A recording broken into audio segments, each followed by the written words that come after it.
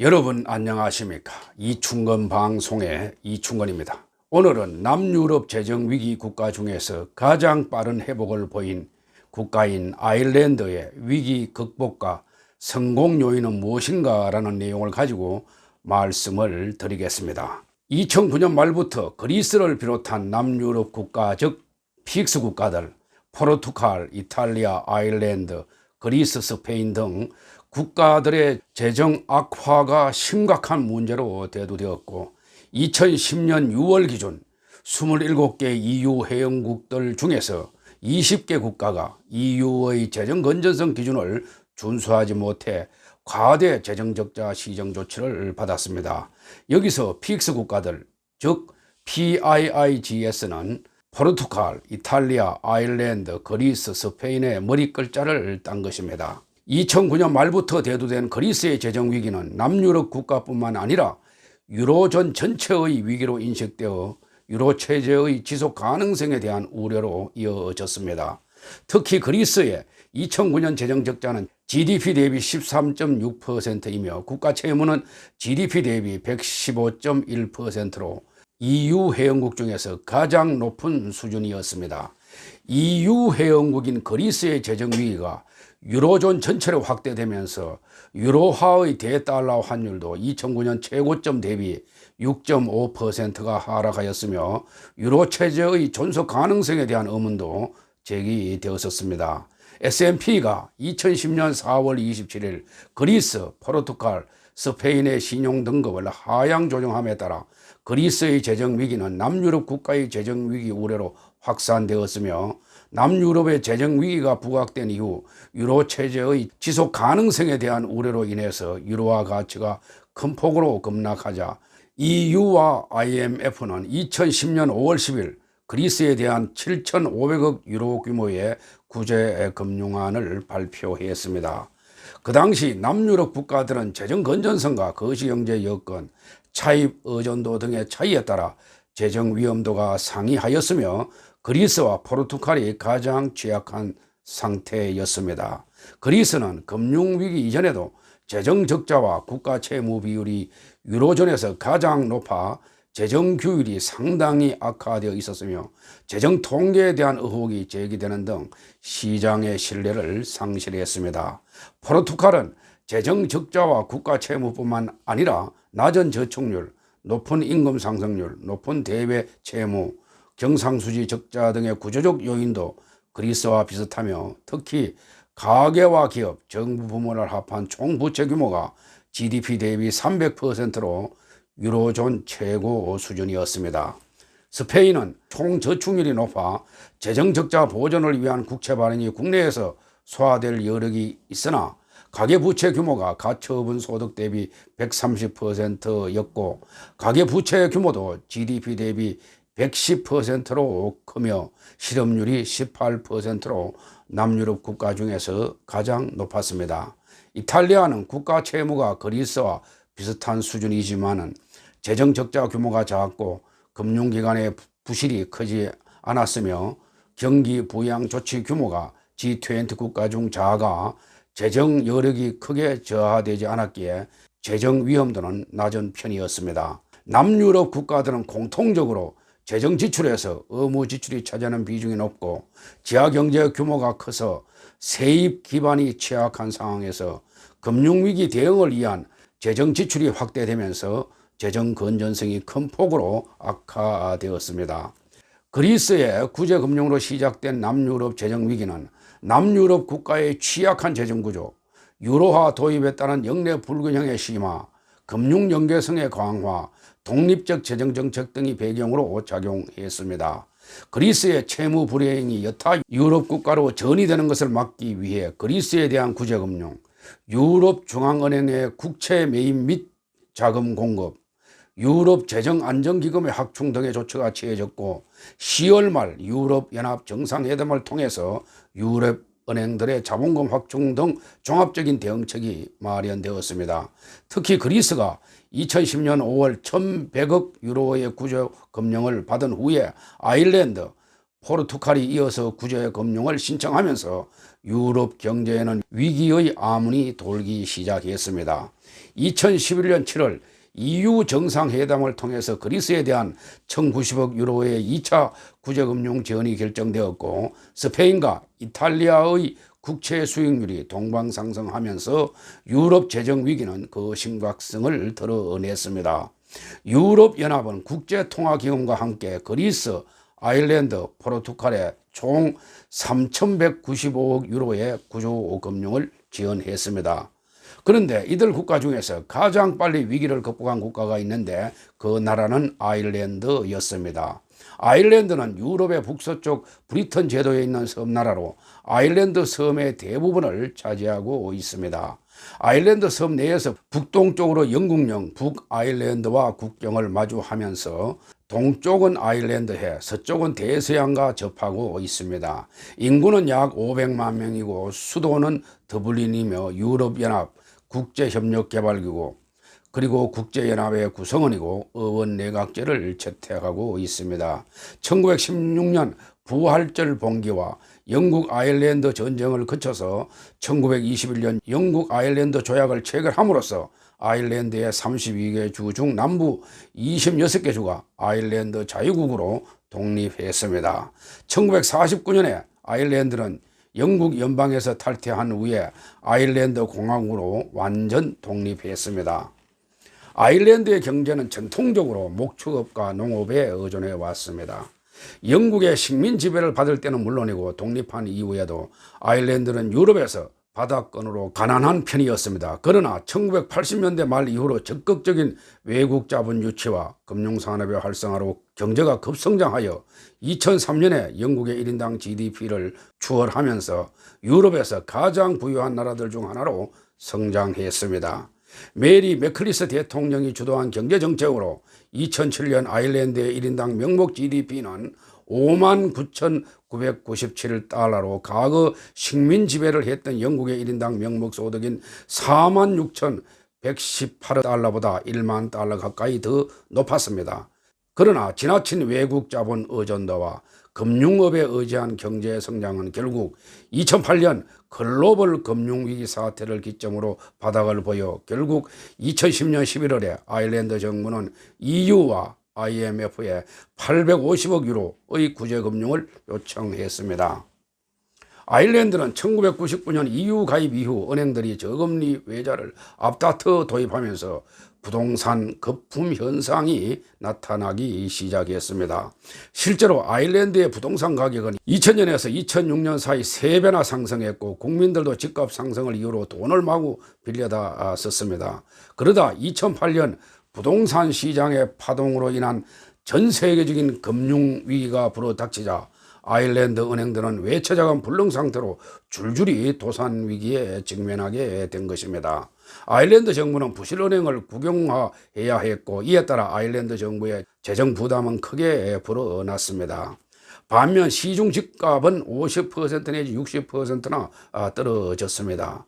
아일랜드는 이미 파산에 직면한 은행들을 구제하는데 이미 600억 달러의 공적 자금을 투입했습니다. 이에 따라 아일랜드의 재정 적자는 GDP의 32%까지 증가했습니다.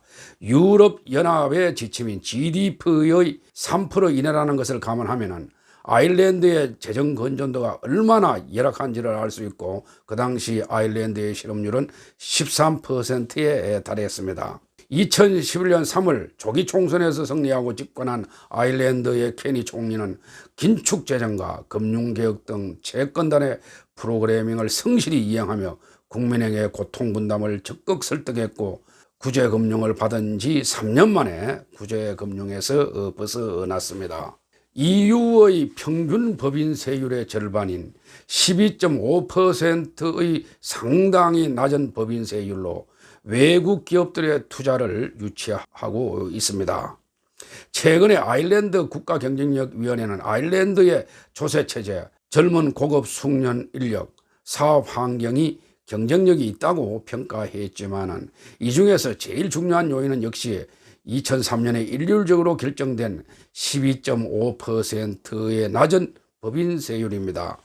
구글, 애플, 아마존, 페이스북, 트위터, 마이크로소프트사, 델, 휴렛패커드, 오라클, IBM 등 IT 기업은 물론이고 화이자 등 세계 10위권 제약회사 중 9개가 아일랜드에 유럽 본사를 세웠습니다. 낮은 법인세율뿐만 아니라 아일랜드 소재 법인들이 해외에서 벌어들이는 소득에 대해서는 아예 소득세를 면제하고 있는 영연방식 소득세 제도 덕분에 지식재산권과 같이 비교적 쉽게 이전될 수 있는 소득처를 가지고 있는 기업들이 애호하는 투자처였습니다. 거기다가 애플은 다른 공장들은 처분하면서 아일랜드 코커니 공장을 처리하지 않았고 이로 인해 아일랜드 정부로부터 많은 도움을 받고 있습니다. 인구가 약 500만 명 정도 되는 국가에서 1만 명 이상을 채용하고 있으니 아일랜드 정부로서는 호의적이지 않을 수가 없었습니다. 그리고 2016년 7월부터 첨단 IT 기술 기업에 대해서는 법인세를 6.25%로 더욱 내렸습니다. 이는 국가 컨셉을 조세 피난처로 가겠다고 유럽연합에 선전포고를 날린 것과 같았습니다. 물론 아일랜드의 이러한 행보는 당연히 유럽연합 즉 EU의 분노를 샀고 결국 EC 유로피언 커미션 즉 유럽연합 집행위원회는 아일랜드 정부에게 애플로부터 받아야 했던 정당한 세금 16조 7,500억 원을 징수하라고 명령을 했습니다. 아일랜드의 6.25 법인세는 전혀 철회하지 않고 원래 EC에서 요구한 벌금 액수의 75%를 깎기로 합의했습니다. 아일랜드는 이 협상에서 EC가 우리를 압박한다면 아일랜드가 EU를 탈퇴할 것이라고 강경하게 나갔습니다. 아일랜드에 유입된 기업들은 주로 ICT 기업들과 바이오 기업들이면 이들은 기술을 개발해 자본을 대규모로 투입하고 특허가 많은 기업들이라는 특징을 갖고 있습니다. 세계 경제가 점차 특허 브랜드 등 무형 경제의 성격을 띠게 되고 관련 기업들이 부상하고 있는데 아일랜드는 이러한 산업과 기업에 대해 맞춤형 조세 회피 수단을 제공한다는 의구심을 EU로부터 받고 있습니다. 아일랜드 특유의 조세 회피 수단을 더블 아이리시 구조라고 부릅니다.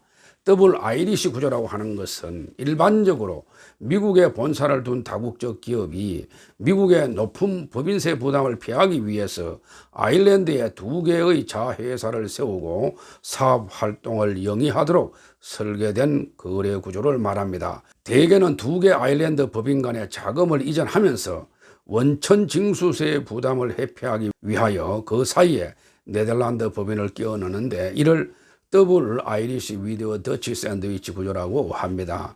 네덜란드를 한 번 더 거치는 구조를 통해서 조세가 대폭 줄어드는 마법이 발생합니다. 이는 원래 애플이 매출에 대한 원천지국 과세를 회피하기 위해서 개발한 것인데 구글과 페이스북, 아마존 등 다른 다국적 기업들도 이 전략을 사용하고 있다고 합니다. 다국적 기업들은 이러한 구조를 기본으로 활용하면서 아일랜드에서는 더욱 특별한 조세 회피 수단으로서 지적재산권에 대한 특례 조항을 활용할 수가 있습니다. 이 특례 조항은 기업이 지적재산권을 구입한 경우 그 구입 비용을 손실로 취급하여 이후의 이익과 상계하게 해주는 것입니다. 2015년 애플은 이 특례를 이용하여 대규모의 세금을 회피할 수 있었습니다. 즉 아일랜드 애플사에서 본사 지적재산권을 구입하고 각국으로부터 로얄티를 받으면 2가지가 상쇄되는 결과를 맞게 되는 것입니다. 2015년에 아일랜드의 지적재산권이 갑자기 2,500억 유로 증가했는데 그 배경에는 애플의 이러한 조세 회피 시도가 있었습니다. 2016년 8월 EU 집행위원회는 아일랜드가 애플의 유럽 법인을 자국에 유치하는 과정에서 애플에 과도한 세제 혜택을 부여해 130억 유로 17조 5,500억 원의 법인세를 받지 않아 공정한 경쟁을 위배했다며 이를 다시 부과하라고 결정했습니다. EU 집행위원회는 3년 동안 조사를 했는데 애플의 아일랜드 자회사가 납부한 연간 실효 법인세율은 0.005에서 1% 사이였던 것으로 드러났습니다. 원래 아일랜드의 법인세율은 세계 최저인 12.5%인데 이보다 더한 법인세 특혜를 제공하여 애플 자회사를 유치한 것입니다. 2017년 10월 4일 EU 집행위원회는 아일랜드가 다국적 IT 공룡기업인 애플에 부과하지 않은 법인세 130억 유로, 즉 17조 5,500원 상당을 아직 추징하지 않아 아일랜드를 유럽사법재판소에 제소했다고 밝혔습니다. 2019년 3월 EU의회 금융범죄위원회는 보고서를 통해서 룩셈부르크, 벨기에, 키프로스, 헝가리, 아일랜드, 몰타, 네덜란드가 조세 피난처 특징을 갖고 있다고 지적했습니다. 아무튼 아일랜드가 어떻게 빨리 IMF 구제금융을 회복하고 빠르게 성장했을까요? 그것은 긴축 재정으로 재정 건전성을 강화하고 민간은행의 부실 채권을 정리했으며 산업 경쟁력을 강화하였다는 점입니다. 첫째, 아일랜드는 7년 연속 긴축 예산안을 발표하며 강도 높은 긴축 정책을 실시했습니다. 그동안 공무원 수를 10% 이상 줄였고 공공부문의 임금과 복지 비용도 8% 정도 최대한 삭감했습니다.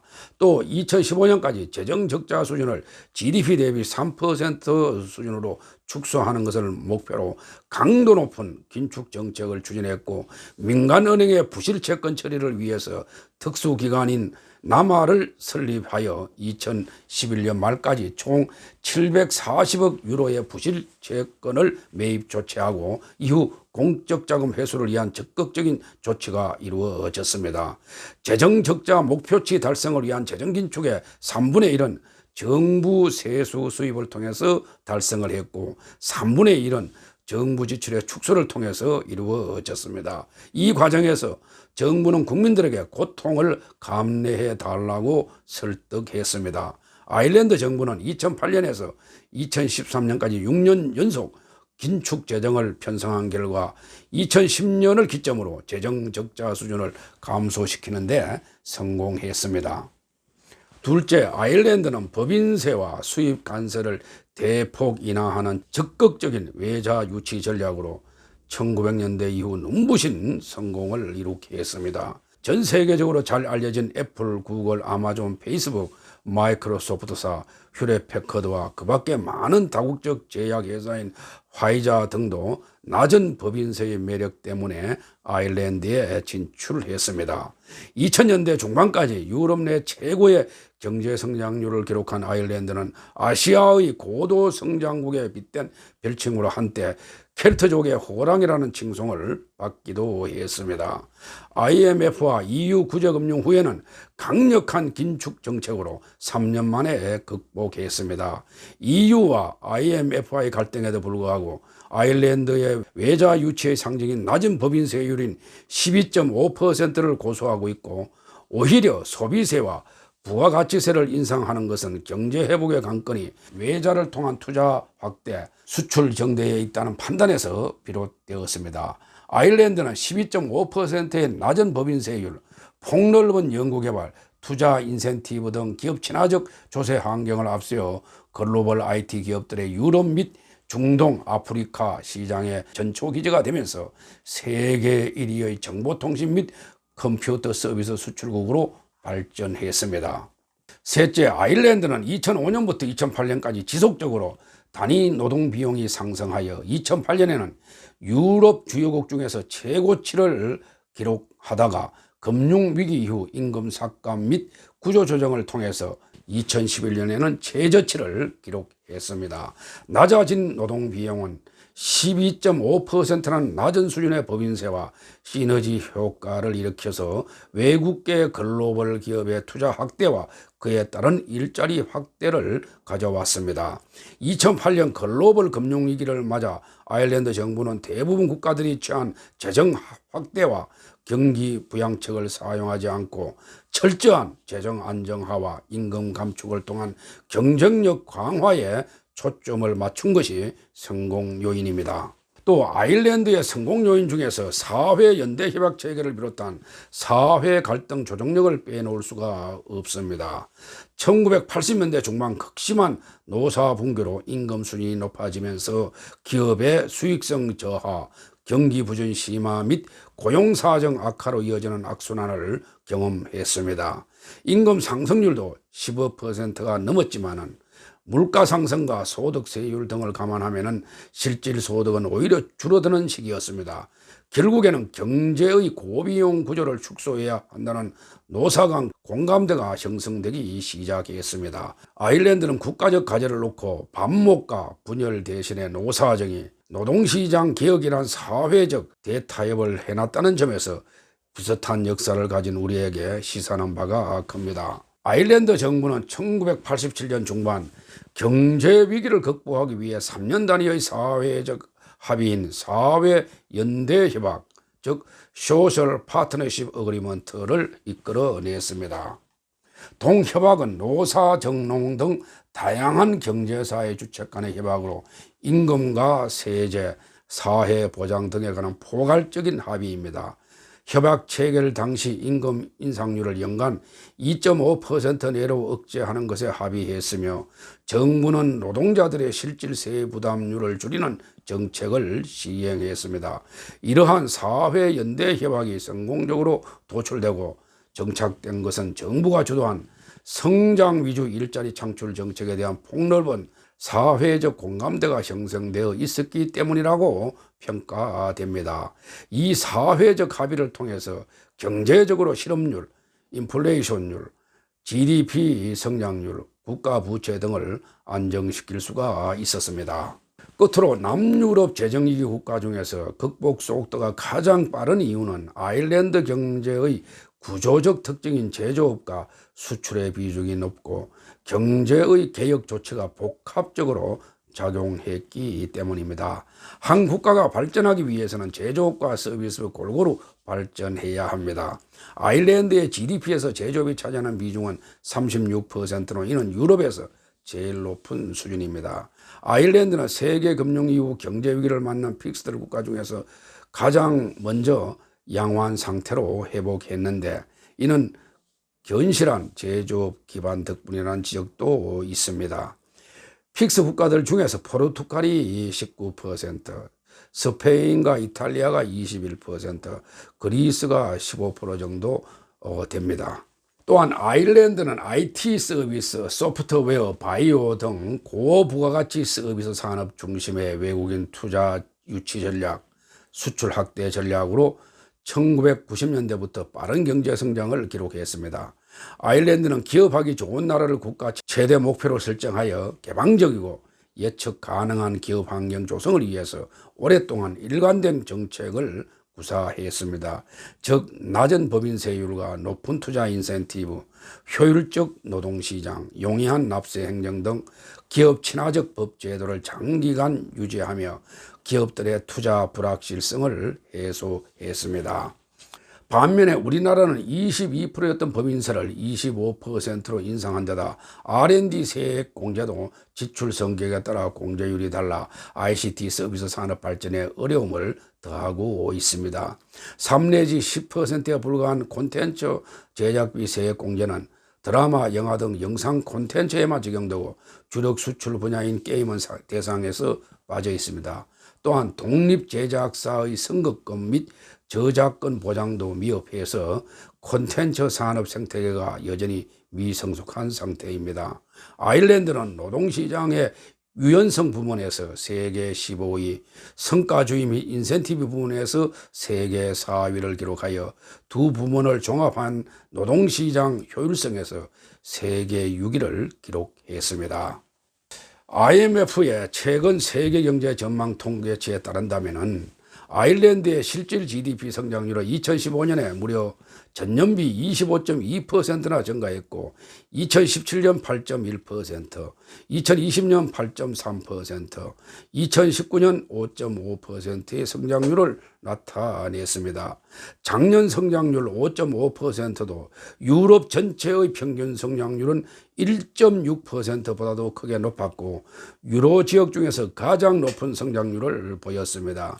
1인당 GDP도 약 7만 8천 달러로 세계 4위 수준으로 상당히 높고 국토 면적은 남한 면적의 84% 수준입니다. 소비자 물가 상승률은 2017년 0.3%, 2018년 0.7%, 2019년 0.9% 등으로 상당히 안정되어 있고 실업률은 2019년에 5.0%를 나타냈습니다.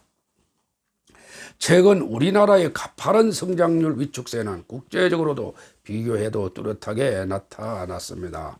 한국경제연구원이 최근 분석한 자료에 의하면 2011년과 비교해서 2019년 우리나라는 경제협력개발기국 34개국 중에서 경제성장률 7위에서 15위로 잠재성장률은 3위에서 12위로 하락했습니다. GDP 갭률은 1위에서 30위로 29계단이나 추락했습니다. 이 순위도 자료를 보면은 문 정부가 들어선 2017년에서 2019년까지 상당 수준 하락했습니다.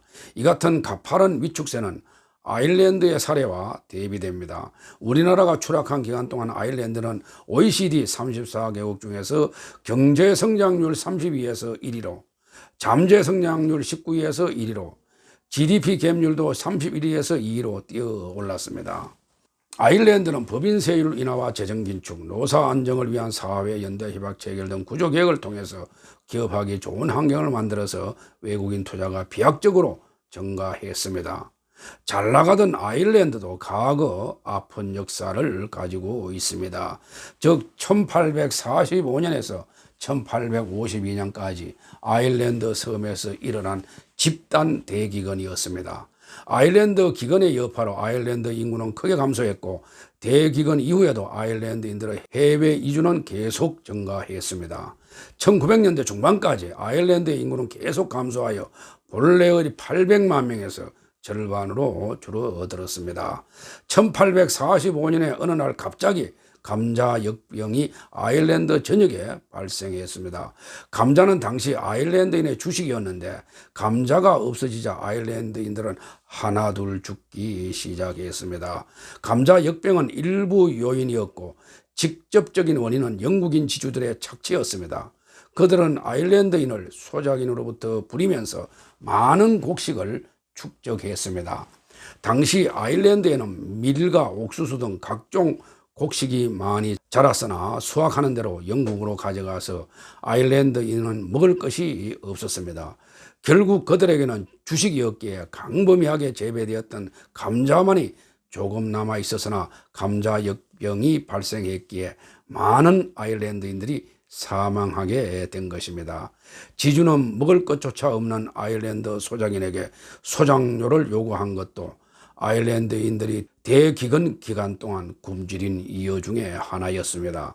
이는 식민지 국가의 쓰라린 과거였습니다. 최근 우리 경제 정책을 보면은 상술한 아일랜드의 개혁 정책과는 반대 방향으로 가는 것이 아닌가라는 생각이 들어가는데 청취자 여러분들은 어떻게 생각하는지 댓글을 달아주시면 제게 많은 도움이 되겠습니다. 방송을 듣고 아직 이충건 방송의 구독자가 아닌 분은 동영상 아래 붉은색으로 표시된 구독과 좋아요 버튼을 눌러주시기 바랍니다. 더 좋은 방송으로 보답하겠습니다. 오늘은 여기까지입니다. 제 영상을 시청해 주셔서 대단히 감사합니다.